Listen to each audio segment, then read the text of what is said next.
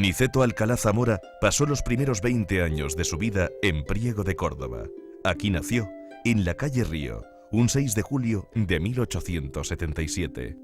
Mi pueblo es como un trozo de territorio del noroeste español, dejado caer en el corazón de Andalucía.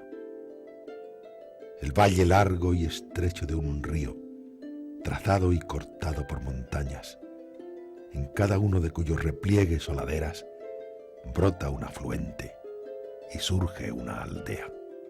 En Priego de Córdoba se desarrollan la infancia, adolescencia y juventud de Niceto Alcalá Zamora, sin más interrupciones que los contados días de exámenes y alguna corta temporada con la familia materna. Su primera infancia, marcada por la muerte de su madre, transcurre bajo la tutela de su padre y el cariño de sus tías maternas y el de su prima Gloria. Las trascendentales influencias femeninas han ido sucediéndose y combinándose múltiples y complejas en mi vida. Pertenece a lo subconsciente, a lo borrado en cuanto no sea hereditario, la huella dejada por mi madre, a la que tuve la desgracia de no recordar, porque murió aún joven, cuando yo tenía poco más de 2 años. El vacío que en torno al niño dejara la muerte de su madre, procuraron llenarlo con gran solicitud 2 mujeres. En la dirección, su tía madrina Enriqueta Torres. En el cuidado por enfermedad crónica de esta, su prima Gloria. Mi prima Gloria Torres, 15 años mayor que yo, mujer de clarísima inteligencia y de enérgica voluntad, para la cual, siempre soltera, fui como un hijo. Aquel segundo hogar se deshizo por causa de muerte, cuando Niceto no contaba aún los 6 años. Murió su tía madrina. Su prima Gloria tuvo que volver al Caudete, al lado de su padre y el pequeño, que revivía una segunda orfandad. Regresó a la casa paterna. Se encargó improvisadamente de mi niñez mi hermana Pilar, que apenas contaba 11 años. Pasé a una especie de filiación fraterna, ejerciendo ella una maternidad infantil, inexperta y afectiva.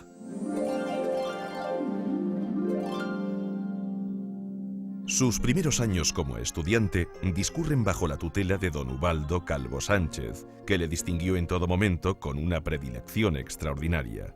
Más tarde, continuaría sus estudios de bachiller en el cercano Instituto de Cabra, a cuyas clases no pudo asistir ni un solo día y al que acudiría a lomos de burro tan solo para realizar los exámenes. Lo que en un principio hacía presagiar una situación económica desahogada y colmada de lujos, se desvaneció en las duras realidades de la vida. Niceto Alcalá Zamora despertó al mundo en un hogar donde el cariño y la rectitud eran las únicas esplendideces. Me crié con estrechez, aprendiendo a graduar el orden de las necesidades. Lo primero, salud, alimento, cultura y vivienda. Todo lo demás, lujo sacrificable.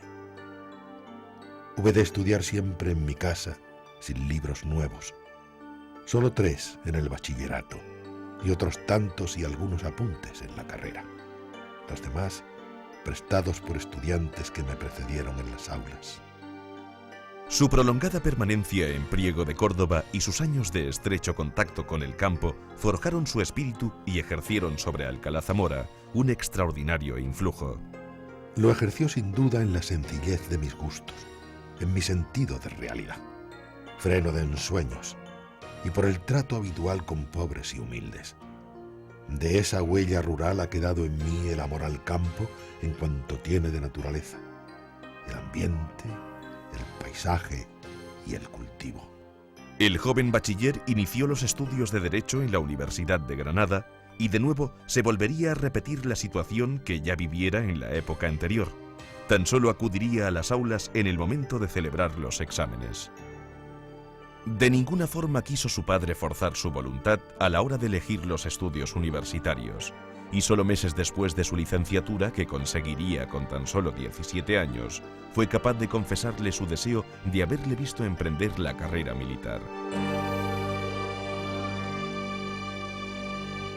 Aprovechando el primer respiro económico familiar, su padre le llevó a Madrid a estudiar el doctorado como base de oposiciones a cátedras.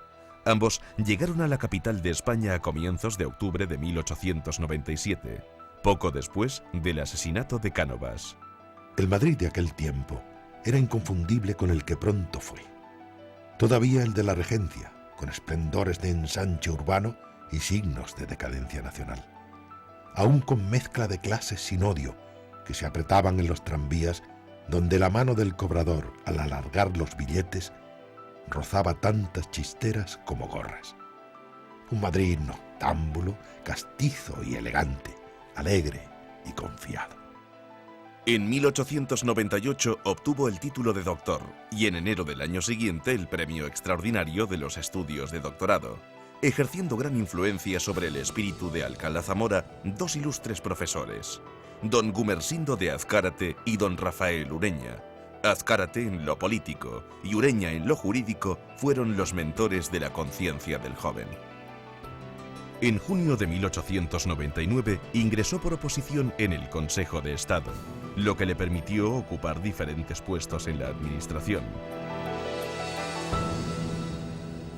2 años después, el 23 de enero de 1901, Alcalá Zamora contraía matrimonio en su ciudad natal con la mujer de su vida, Pura Castillo de Vidaburu, quien en todo momento ejerció una decisiva y bienhechora influencia sobre su alma. Fue inteligentísima y culta.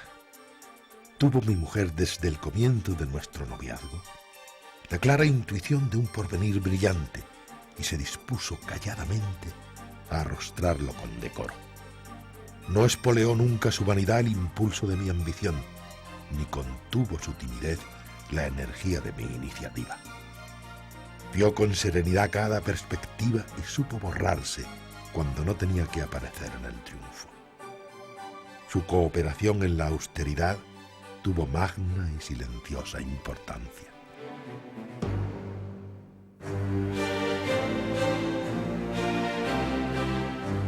Con el nuevo siglo comenzó también la actividad política de Niceto Alcalá Zamora. A partir de 1905 se convirtió en secretario político de Romanones. Ha sido Romanones uno de los espíritus más hondamente liberales en lo político y demócratas en lo social. En 1906 ocupó por primera vez un escaño en el Congreso de los Diputados, sustituyendo al que había resultado electo por la Carolina, distrito al que representaría ya ininterrumpidamente desde que fuera elegido directamente en 1907 hasta el golpe de Estado de Primo de Rivera en 1923. Es en estos años cuando comienza a adquirir fama como orador parlamentario y también como abogado. Quizá haya improvisado más que ninguno en mi tiempo, y a las gentes que han creído halagarme con la facilidad de la improvisación les he advertido siempre eso que representa de aportación del pasado, y a los que se preocupan de la forma, la predilección del fondo. Jamás escribir un discurso, a lo sumo un guión que fije las ideas y no mirarlo luego. En este periodo continúa su carrera de una forma ascendente, ocupando cargos tan importantes como director general de Administración, secretario de Gobernación, ministro de Fomento, representante de España ante la Sociedad de Naciones y ministro de la Guerra, ingresando en la Academia de Ciencias Morales y Políticas en el año 1919. Tras el golpe de Estado de Primo de Rivera, Alcalá Zamora le manifestó directamente a este su oposición al sistema dictatorial, lo que le acarreó diversos problemas, como el veto a su ingreso en la Academia de la Lengua. Cuando Primo de Rivera mandó presentarme ante él, le manifesté telefónicamente que la violencia empleada y el decreto publicado sobre disolución de Cortes, sin expreso anuncio de nueva convocatoria, hacían imposible mi comparecencia.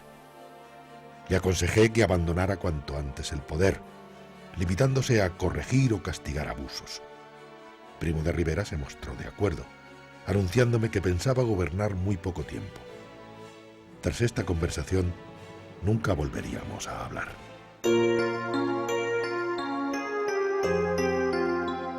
El año 1930 fue definitivo en la trayectoria política de Niceto Alcalá Zamora, el cual hizo pública su ideología republicana en un mitin celebrado en Valencia. Formó junto a Miguel Maura el partido Derecha Liberal Republicana, ocupó la presidencia de la Academia de Jurisprudencia. Formó parte, presidiéndolo, del Comité Revolucionario creado para derrocar la monarquía, actividad esta última que le llevaría a ingresar en prisión durante más de 100 días. Las elecciones municipales del 12 de abril de 1931 dieron paso al nuevo gobierno. Tras la importante victoria republicana, el rey Alfonso XIII abandona España. Y el 14 de abril, 2 días después, se proclama la Segunda República, cuyo gobierno provisional presidiría don Niceto Alcalá Zamora. Tras la formación de las Cortes Constituyentes, continuó ocupando la presidencia del gobierno. En junio de este mismo año, a fin de redactar una nueva constitución que marque las directrices del nuevo gobierno, Niceto Alcalá Zamora convoca unas elecciones generales que dan la victoria a la coalición republicano-socialista, y la derecha liberal republicana, partido de Alcalá Zamora, solo obtiene 25 escaños, provocando así una crisis interna en el partido que daría como resultado la disolución del mismo meses más tarde. La nueva Constitución genera enfrentamientos en el seno del gobierno, y tras los sucesivos discursos de marcado carácter anticlerical de Azaña en el Congreso de los Diputados, Alcalá Zamora, de profunda creencia católica, decide abandonar la presidencia del nuevo gobierno. Después de aprobarse la Constitución, las Cortes, en busca de una personalidad que inspire moderación y estabilidad, eligen a Alcalá Zamora como presidente de la República, y este ratifica a Manuel Azaña como jefe de gobierno.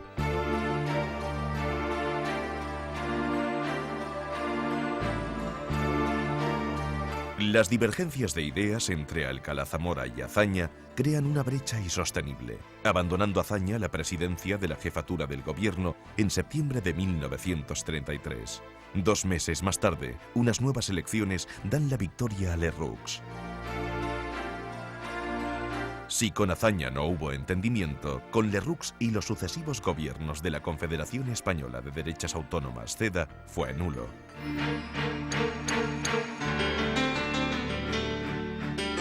La crispación nacional y la radicalización de posturas agranda aún más las diferencias existentes, y en 1934 se producen los acontecimientos revolucionarios de Cataluña y Asturias, produciéndose encarcelamientos de los principales dirigentes de la Generalitat y miles de muertos y detenidos en Asturias, donde la revolución fue drásticamente cortada por el general africanista Francisco Franco.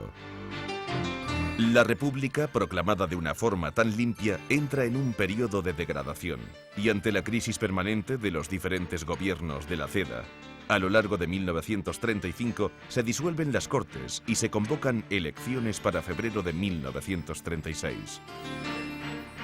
La victoria fue para el Frente Popular, coalición que aglutinaba todos los partidos de izquierda y que en abril de 1936 va a propiciar la destitución de don Niceto Alcalá Zamora como presidente de la Segunda República.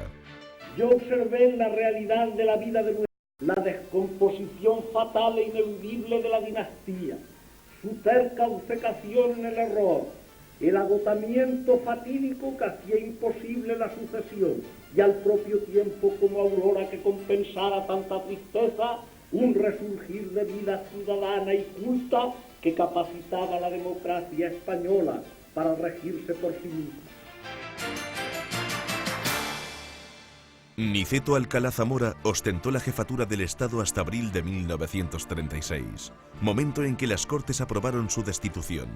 Su mandato se caracterizó por la austeridad en los gastos, negándose a trasladar su residencia al Palacio Real y acudiendo al despacho puntualmente como un funcionario más. Procuró llevar una vida normal, alejada del protocolo que conllevaba el cargo que ocupaba, actitud que le valió un elevado número de críticas. Tras ser destituido, Niceto Alcalá Zamora pasó unos días en su finca La Ginesa, de Priego, para iniciar viaje el 8 de julio de 1936 desde Santander a Hamburgo, Noruega y París. 10 días más tarde estallaría la Guerra Civil Española. El final de la Guerra Civil es doblemente doloroso para Alcalá Zamora. Casi un mes después de la rendición del ejército republicano, su esposa es víctima de una rápida enfermedad y fallece el 13 de mayo de 1939. El expresidente de la República estuvo en la capital francesa hasta mayo de 1938, para posteriormente trasladarse a la ciudad de Pau, donde residiría hasta noviembre de 1940. Desde Marsella emprendió viaje a Buenos Aires, realizando diferentes escalas en Casablanca, Dakar, Veracruz y La Habana. Desde su llegada a Argentina el 28 de enero de 1942, en plena Segunda Guerra Mundial, y hasta el momento de su muerte, realizó múltiples colaboraciones en prensa, pronunció numerosas conferencias y escribió un importante número de libros.